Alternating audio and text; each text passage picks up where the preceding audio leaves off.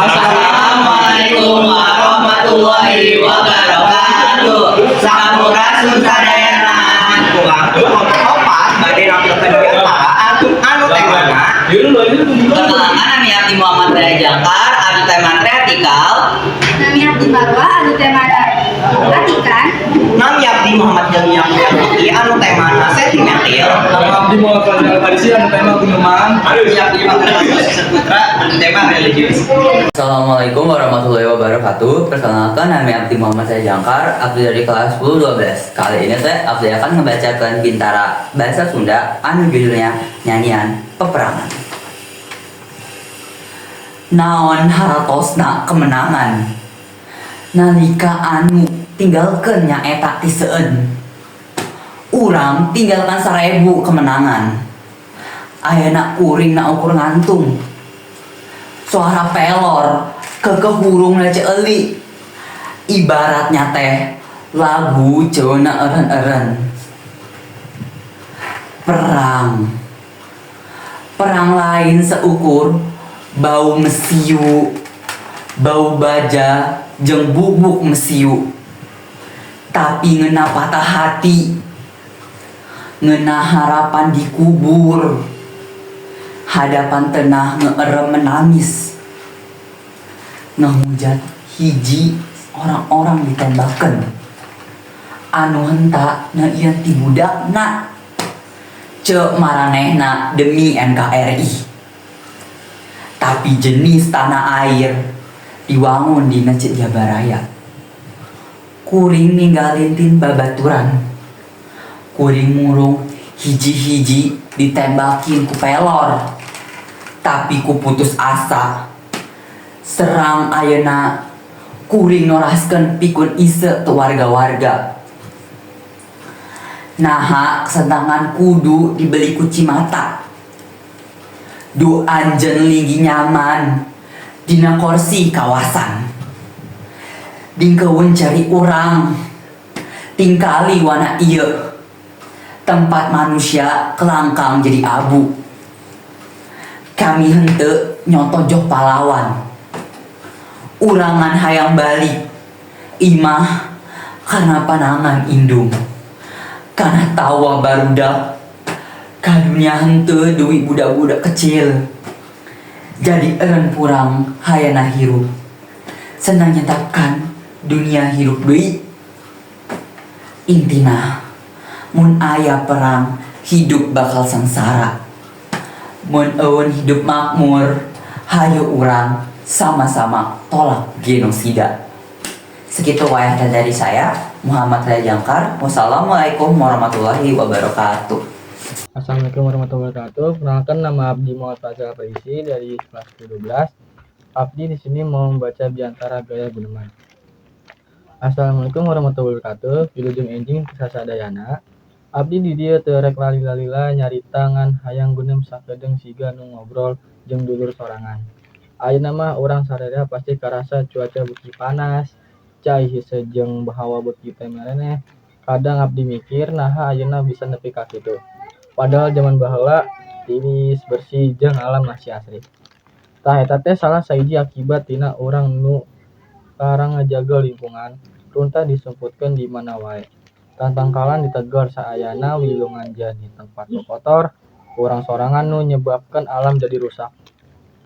Padahal ngajaga lingkungan teh teu kudu repot-repot, kinu leutik wae bisa dibingitan. Contona teh aula nyampah sagawaya misaka runtah, malah tongkat diburuan atawa ngajarkeun ka barudak supaya resep kena alam. Sek sanajan siga remeh, tapi mun sakabeh urang saraya ngalakukeun hal nu saria, moal mustahil alam bisa cager deui udara bersih. Cai nyukupan jeung barudak urang bisa hirup leuwih mereneh. Tohnya sakitu heula guneman ti abdi, magi aya nu bisa dicokot tik mana ngaraksa lingkungan teh lain tugas hiji jalma, tapi tanggung jawab urang kabeh. Atur nuhun. Wassalamualaikum warahmatullahi wabarakatuh. Assalamualaikum warahmatullahi wabarakatuh.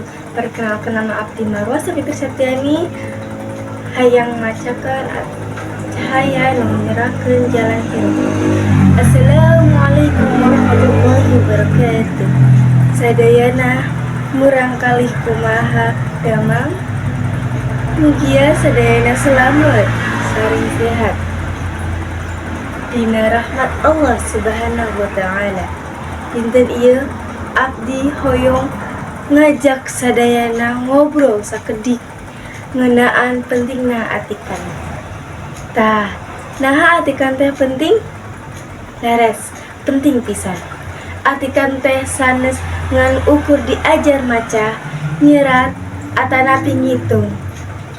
Tapi atikan teh mangrupa jalan pikeun ngajarkeun urang supaya bisa mikir leres, nyium keputusan nu bijaksana, sarta ngawangun kahirupan nu leuwih hade.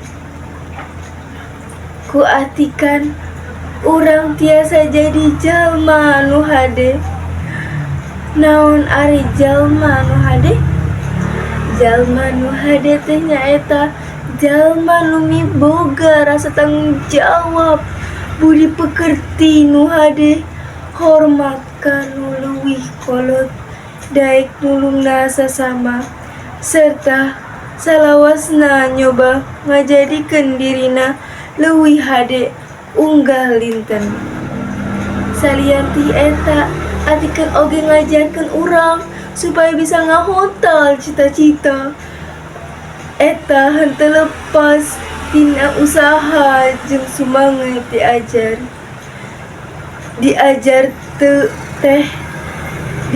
teh henteu kudu karasa berat, tapi kudu dijadikeun kebiasaan supaya jadi hal nu ngeunah dilakukeun.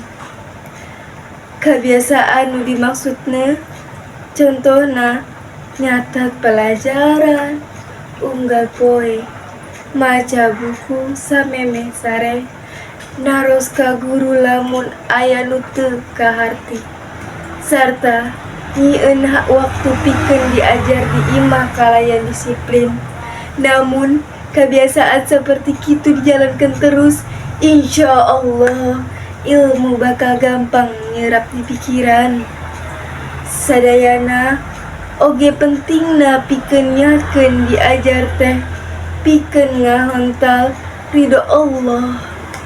Sangkan atikan nu urang tempuh henteu ukur pikeun dunya hungkul, tapi oge pikeun bekal akhirat. Sakitu ti abdi matur nuhun karena perhatosan sanana, mugia nu sakedik ieu aya mangpaatna dan sadayana. Wassalamualaikum warahmatullahi wabarakatuh. Wilujeng enjing Pak Cevi, perkenalkan nami abdi Marvel Paskalis di kelompok 4. Dina kesempatan ieu maca biantara tema religius. Assalamualaikum warahmatullahi wabarakatuh. Wilujeng enjing salam kasadayana. Nusi kurang pikahormat Bapak Ibu Guru rerencengan sakelas anu dibikanyaah. Puji sinareng syukur hayu urang panjatkan kehadirat Allah. Nu parantos maparin rahmat sareng hidayahna. Ku kituna urang tiasa kempel dina kesehatan jeung kabagjaan. Dina ieu kesempatan abdi bade nganggakeun biantara nu judulna ngambung mule iman jeung takwa. Sasatna hirup urang di dunia teh henteu salawasna lempeng. Aya waktu urang bungah, aya oge waktu urang sedih. Maka ti eta penting pisan pikeun urang salawasna ngukuhkeun iman jeung takwa ka Gusti Nu Maha Kuasa.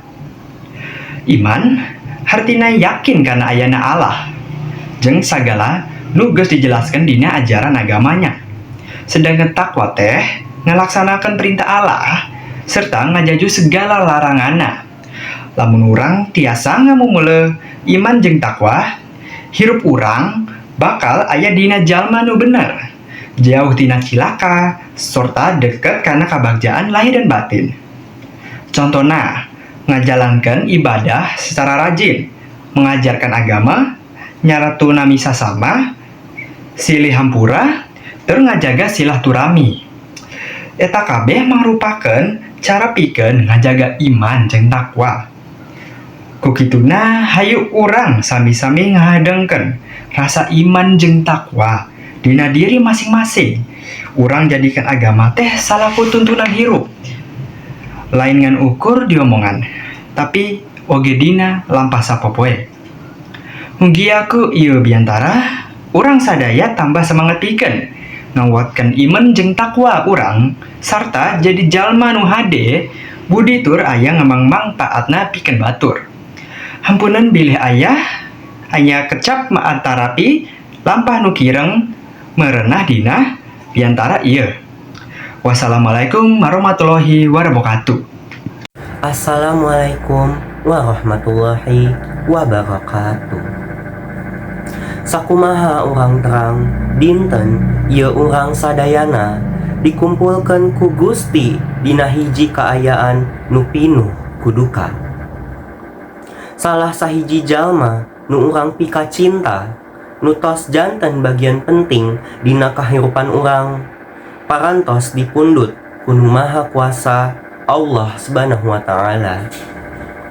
Teu aya kecap nu sanggup ngagambarkeun kumaha hate ieu karasa. Lir taya daya, tapi salaku jalma nu percaya ka takdir urang kedah narima ieu sadayana kalayan ikhlas.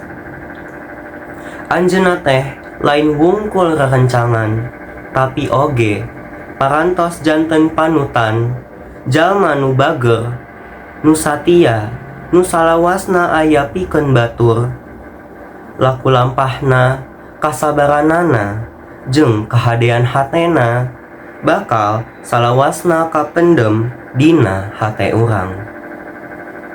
Mugia sagala amal ibadahna ditampi ku Allah Subhanahu wa Ta'ala, kalepatanana dihampura, rohna ditampi di tempat nu pangmulyana, sareng kulawargana dipasihan kasabaran.